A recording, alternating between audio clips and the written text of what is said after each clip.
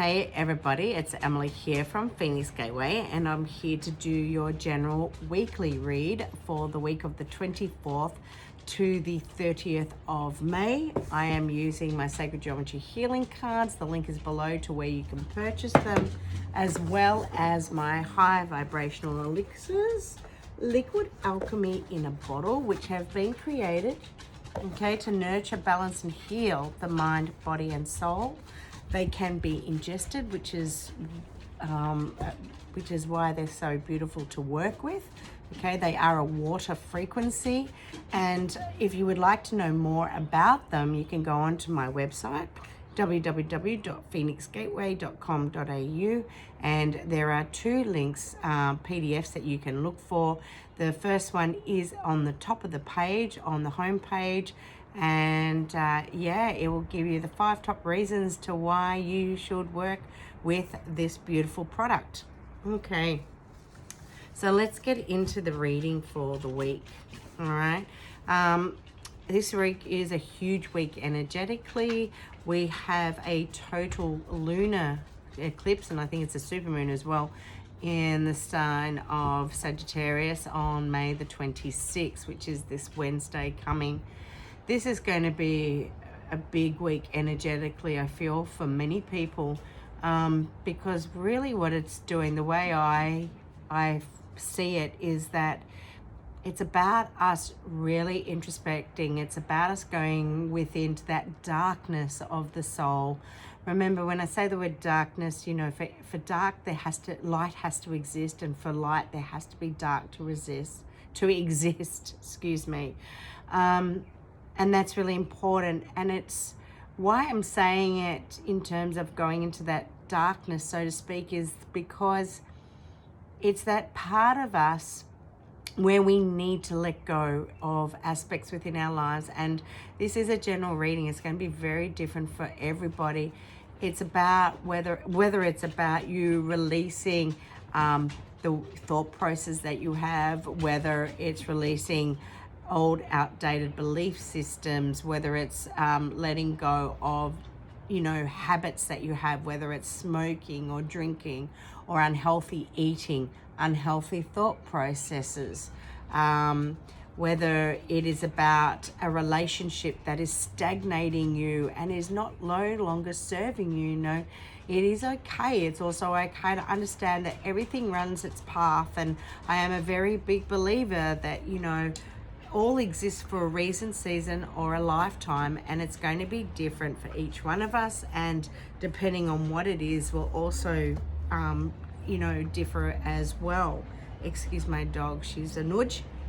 So I'm going to actually start looking into these cards. I actually feel that a couple of ways that you can work with this energy for yourselves is you could write things down that you want to let go of, write things down that no longer serve you, maybe write things down that are emotions, you know, that are not serving you now, like, you know, anger or fear, for example. You know, why do you carry these emotions? What is the underlying cause of it? What is that part of you that you need to let go of? What needs to be released? What traumas need to be let go of? What needs forgiveness? What needs, it's understanding that what we're doing is for our own healing, okay? And when you hear so many people talk about introspecting, going within, doing the healing on yourself, it is totally pertinent, because what you need to understand is that we are all connected. And yes, I talk about this quite often because it's so important that you understand. Go back to, you know, scientifically proven aspects such as the string theory. We are all connected, okay? That's just one example. And when we start to do the work on ourselves, so what we just going to step back. When we look at the world as a whole, okay, we cannot take on all the war and the fear and the craziness that is going on within our world. It's about And a lot of it that we're also seeing too becomes programming. And it's about being able to cut yourself off from that aspect of taking it on, going within yourself and looking deep, doing that deep dive, that deep swan dive, and looking within yourself and going, what aspects of me do I need to heal? What parts of me do I need to change? And I saw something that was really cool the other day. Someone spoke about the word challenge, but we need challenges in our life to change, which is absolutely true. But if you take the word challenge and take out the double L-E in the middle, what you are left with is the word change. So it seems for us as humans that the way we seem to learn best is through challenging times, through, unfortunately, for, depending on the extent, but we do go through these traumatic experiences, these crises within our life. It's because it's what has to give us that massive jolt, like we received this massive bout of electricity to go, whoa, and to stop and to look and reflect and go, oh my God, where have I been? What have I been doing all this time within my life? What do I need to change? And when you start to make those changes from the inside out, then what you're going to be doing is creating a domino effect. And these changes are going to be felt by those around you, and then for those even further past you, because it is a frequency, and it is what the changes that we create, the healing that takes place, the love that we start to learn and understand and grow, grow to love. Pardon the pun, but when we start to create that expansion here and that true unconditional love, and that is what we're then pushing out there for others to be experiencing, okay? Because we're working from the inside out. Our cup is ready to overflow, and it's such a beautiful, beautiful thing to visualize. And then not only are you giving it to others, because what happens on a micro level also happens on a macro level. So our earth and our universe are also, going through these same changes. We know it when we just look at the earth. We look at the Schumann resonance, and we look at how the frequencies of our earth are changing. We can see the earth's heartbeat, Schumann resonance, actually spiking up and down. Like we have massive spikes, massive shifts, because changes are occurring on that level as well. So when we start to create all that love within ourselves, and that peace and that harmony and that joy and that balance, that is then going to be felt on a much greater level, because this frequency is going to be out there. Think of, a dolphin sending out through their sonar, they're sending out those frequencies. That is what we are doing, exactly what we are doing. And it's like a ripple effect that occurs through water, okay? I haven't even drawn a card yet, and I'm already 8 minutes in. So let's just draw some cards. Seems like today I could have just spoken. All right, so, way too many. So let's do this again. Okay, so let's draw some cards for the week of the 24th to the 30th. Okay, and that's not going to happen either. We don't want the whole deck, please and thank you. Can we just have a few cards for this week? The week of the 24th to the 30th of May. Can I please have some cards? Can we please have some cards, please?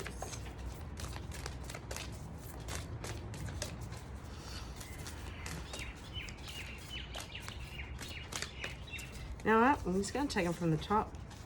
Oh my God, one of my most favorite cards of the deck. Love frequency. This is what I was saying.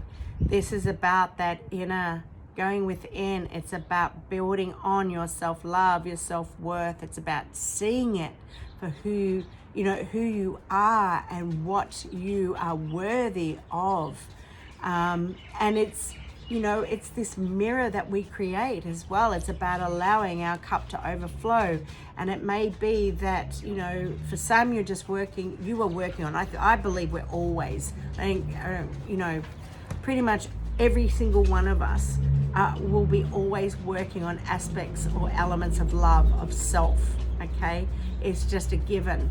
It is something that we're always learning, evolving, expanding, and understanding love on different levels, the depth of different levels. But it also might be that, you know, you're now working, if you're in a relationship that you're happy with, you know, as in a love relationship, or if it's a relationship with your children, there may be aspects of that relationship that need healing and changing and working on. But as I said before, remembering that as our cup starts to overflow, as that love, as we work so much on ourselves, you know, all that love starts to overflow. It's then what we give, especially to those around us, our family, our children, maybe even your business partners, because it's got to be love and passion in everything that we do. It doesn't just have to be on that sexual level. It's not where I'm coming from, just on that respect. For those who are single, it may also be that, you know, your knight in shining armor, male, female, it doesn't matter who. It's not gender specific, just saying this, but it may be that if you are single, this is what's coming for you. It's beautiful, and exactly what I'm saying, the fruit of life, okay? The 13 spheres, this is that, and also working with the feminine aspect. It's about that introspection. It's about looking at aspects of yourself, what needs to change, what needs to be released, what needs to be brought in, what needs to be created to release you from feelings of despair, or, you know, from negativity, or it's not even, you know, it doesn't have to be to that extent. It's going to be different for everybody, you know, but there are aspects of yourself that are old, outdated belief systems that need to be released so that you can feel freedom and balance and happiness and joy.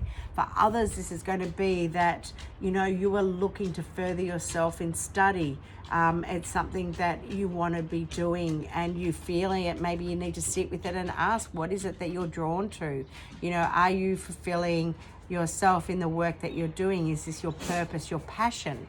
Okay. And well, it's perfect because I am running my next course on the Sacred Geometry Healing Cards on the 12th of June. If you would like to start to learn a little bit more about sacred geometry and these healing cards that I've created. All right, beautiful. Our wisdom. Al is here to help guide us. And, you know, when we were talking, it's quite apt, you know, talking in the beginning about that introspection is going into the darkness. Well, the owl energy allows you to go from darkness into the light. It's about illuminating, okay? It's the illumination. It's releasing the fear. It's allowing ourselves to be seen. It's about being guided by that higher wisdom. And it may be that that higher wisdom is you. It's about listening to your higher self, that guidance. It may be that you need to go and sit in nature. It may be that you actually physically see an owl. And this is a sign for you to say, hey, you're on the right path, or whatever those thoughts are that you're thinking at that point in time, that is what you need to pay special attention to. But owl is the nurturer. Owl is all about wisdom. And, you know, she's a powerful totem to have within your life, and very, you know, for me, this is where my owl comes from. The owl for me is my mother, and she was my nurturer. She's the nurturer, my mother, my owl of wisdom. She was the one I went to when I needed advice. Okay. Awakening has come through. So when awakening has come through, this is about an aspect of self that is ready to come to life, to light, and for you to work with.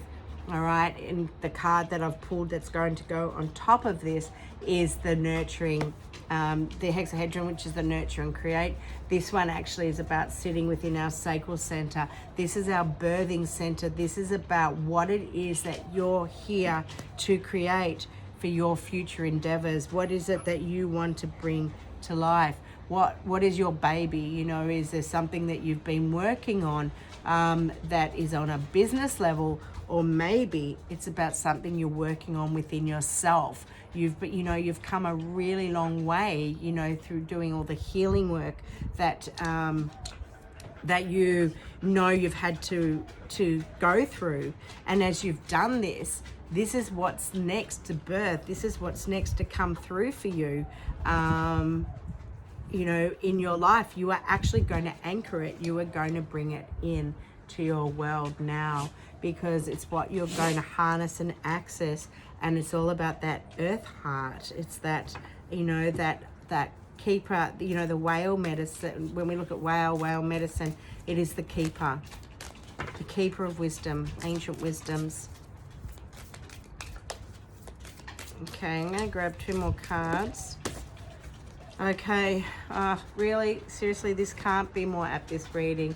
It's everything we've spoken to, and it's just, you know, emphasizing everything that I've already said.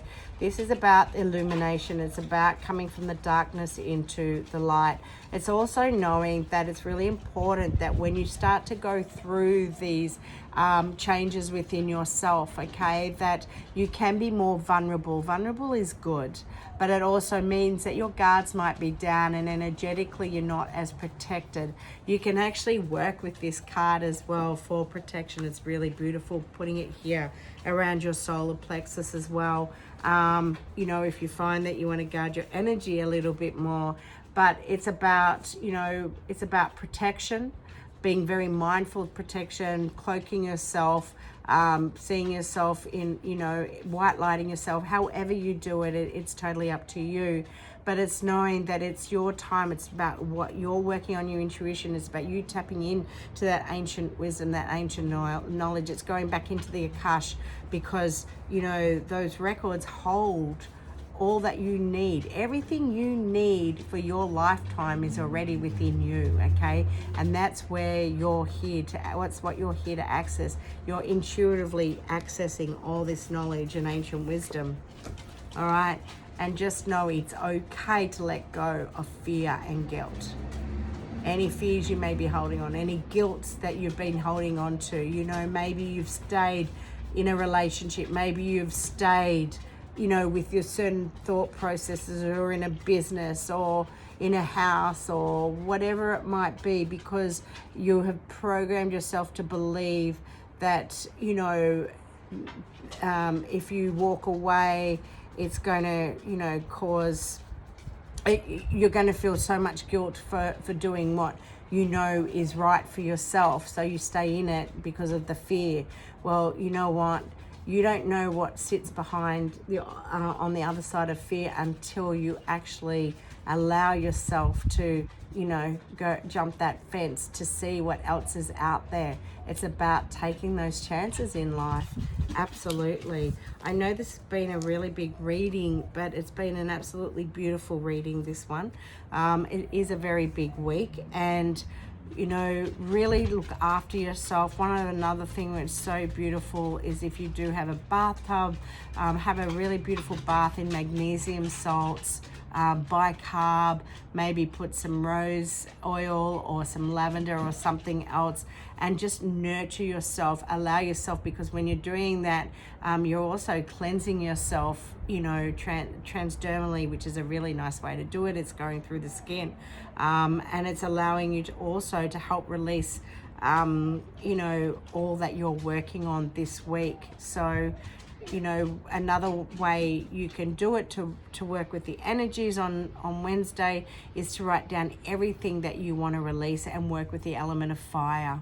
All right. If you don't want to and burn and release it that way, another thing is you can actually put it in water and allow it to dissolve. That is just another way, or you can just do it all within your mind, allowing yourself to see aspects of your life that no longer serve start to dissolve, and, you know, just creating that white light around it. Okay, so have a beautiful week, everybody, and I look forward to seeing you, speaking to you next week. Okay, bye for now.